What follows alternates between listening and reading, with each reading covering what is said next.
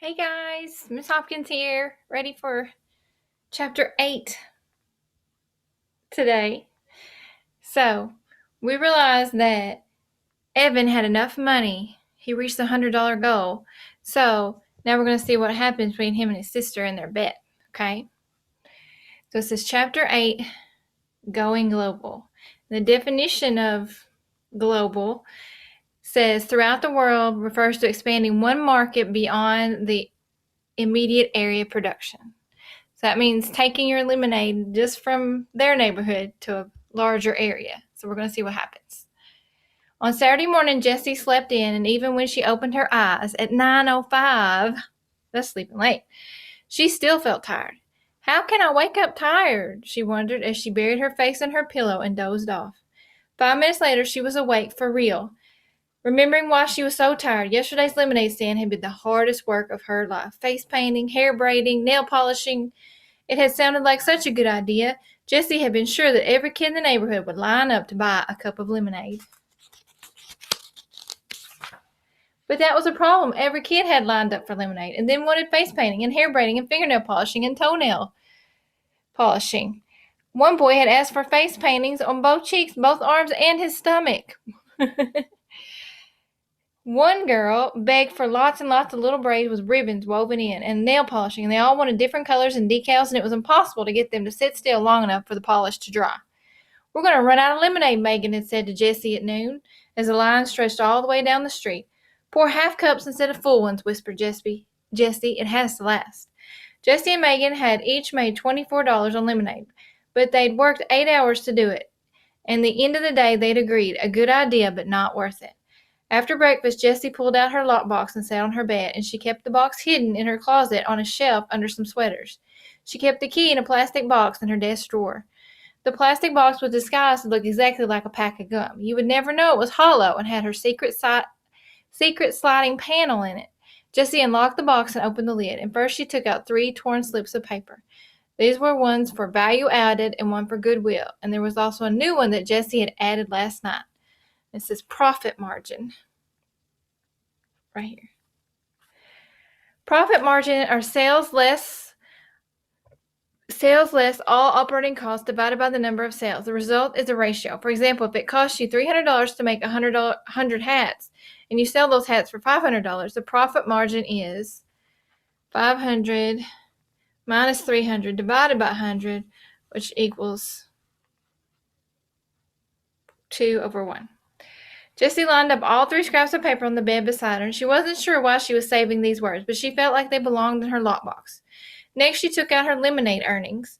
Every day, Megan had squealed over how much money they made, but every day Jessie had known it's not enough. It's not going to be enough to win. Jessie counted the money. So far, she had earned $40. It was a lot of money, but it wasn't nearly enough. She still needed to earn $60 more, and today was Saturday. Only 2 more selling days before she and Evan counted their earnings on Sunday night. How was she going to sell enough lemonade to earn $60 in 2 days? She couldn't. That was the problem. No kid could earn $100 in just 5 days by selling lemonade. The profit margin was too small. She knew because she used her calculator to figure it out last night. The numbers said it all. There was no way 2 girls in one neighborhood could sell 375 cups of lemonade. Nobody wanted that much lemonade, no matter how hot the day was. Jessie looked at the money in her lockbox and the page of calculations on her desk. Any other kid would have quit, but Jessie wasn't a quitter. So this is where she worked out all her work here in her math to figure out how many she needed to sell, how much the cost of lemonade was, and the cups, and divided it between her and Megan to figure out how much she would need to try to beat Evan. On good days, Jessie's mom called her persistent. On bad days, she told her she just didn't know when enough was enough. Jessie reached for 10 bright eyes to light up your sales, and it was on her bedside table right next to Charlotte's Web. Jessie's hand hovered. She looked longingly at Wilbur Fur, watching Charlotte hanging by a thread. But this was war, and she couldn't stop to read for fun. She grabbed the booklet and opened it to bright idea number 6. An hour later, she had a new scrap of paper stashed in her lockbox and a whole new page of calculations on her desk. It might work. It could work, but she and Megan would have to risk everything they'd earned over the past 3 days. And Jessie would have to be braver than she'd ever been in her whole life. Jessie carried her lockbox and calculations downstairs. She went into the kitchen and pulled down the school directory, scanning the names of all the third grade girls from last year. She knew them all, from Evan, from recess, from the lunchroom, knew who they were, knew their faces, which ones they were, which ones were not so nice, but she really didn't know any of them. Not enough to call them up, not enough to say, what do you think, what do you want to do something today? Not enough to ask, would you like to have a lemonade stand with me? These girls were going to be her classmates, and Jessie felt her face grow hot and her upper lip start to sweat. What was it going to feel like to walk into that classroom on the first day of school with all those eyes looking on her? Would they stare? Would they tease? Would they ignore her, even if she said hi? Jessie looked at the names, then slammed the directory shut. She couldn't do it. She just wasn't brave enough. Evan walked into the kitchen and grabbed an apple from the fruit bowl, and a cloud of fruit flies rose up in the air and settled again. Evan inspected the apple and then bit into it without washing it first. Ugh, you gotta wash it off first. Jessie wanted to say something but held her tongue. She looked at him and thought, it's never going to be normal again not talking to Evan. Hey, she said. Evan raised his apple to her, his mouth too stuffed to talk. So is Paul coming over today? She asked. Evan shook his head, munching noisily. Well, is anyone coming over? Jessie asked, curious to see what the enemy was up to today. Evan shrugged his shoulders. He swallowed so hard it looked like he was choking down an ocean liner. But you are setting up a stand, right? Nah, I'm good, said Evan. I'm just going to take it easy today. And he took another enormous bite and walked out the kitchen and down the basement stairs. Take it easy? How can he take it easy? You didn't take it easy when you were in the middle of a war, unless he had already won the war. Could that be possible? It was impossible. There was no way. Evan had earned $100 in just 3 days of selling lemonade. No way. Jessie's mind skittered like one of those long-legged birds on the beach. Had he? Could he? Were her calculations wrong? Was there some other way? Had she overlooked some detail, some trick? Was she missing something?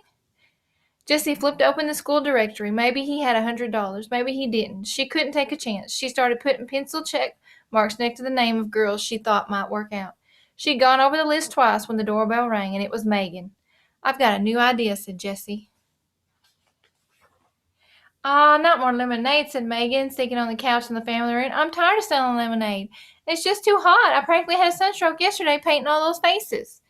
We're done with that, said Jessie. No more extra services. Doesn't pay off, but here's an idea. Forget lemonade. Let's go to the 7-Eleven, said Megan. Is Evan home? We could all go.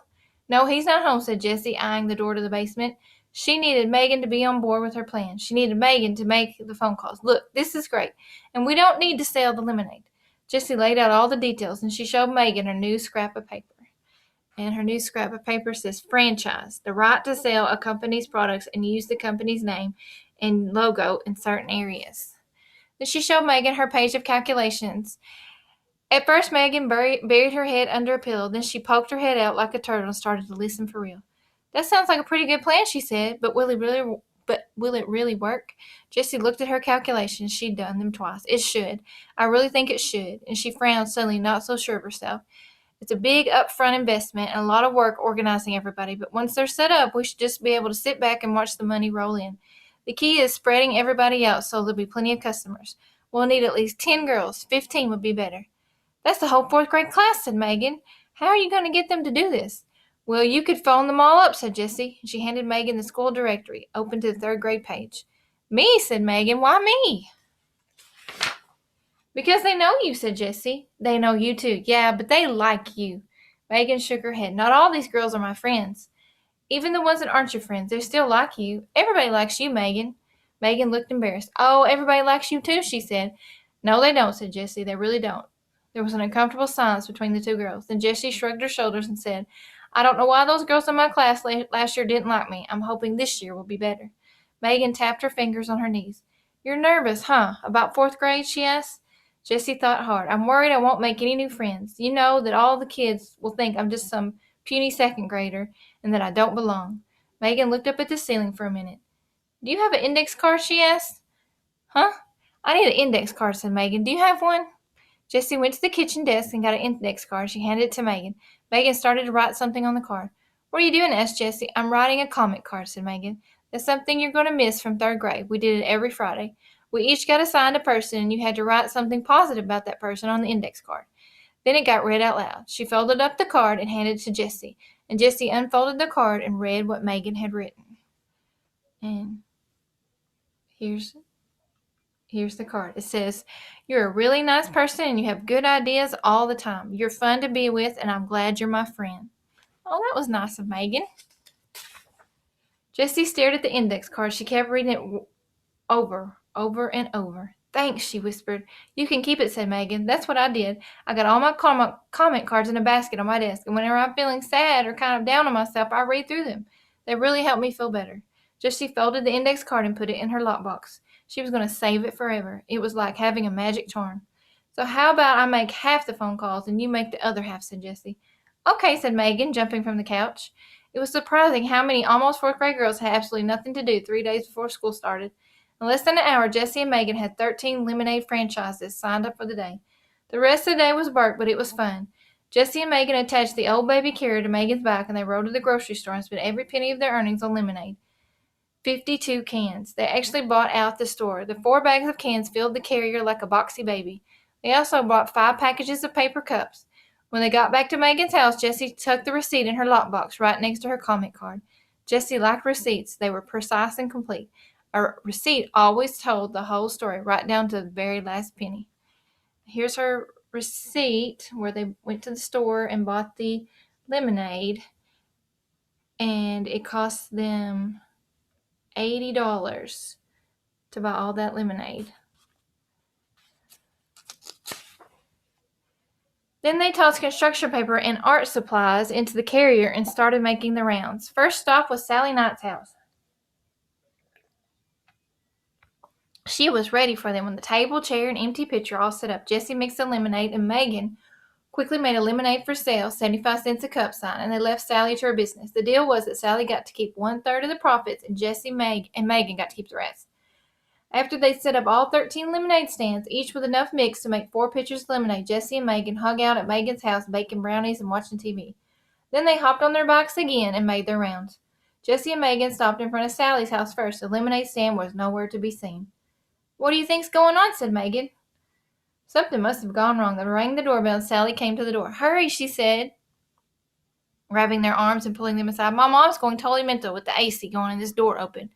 "Where's your stand?" asked Jessie. Sally waved her hand. "Done," she said. "I sold out in like half an hour. So darn hot we made $24 besides tips." "Do I get to keep the tips?" "Sure," said Jessie. "Tips. She forgot about those on her calculations page." Sally handed Jessie some crumpled bills and an avalanche of coins. $8 for Jessie and Megan each. "You want to stay and have some ice cream?" Sally asked.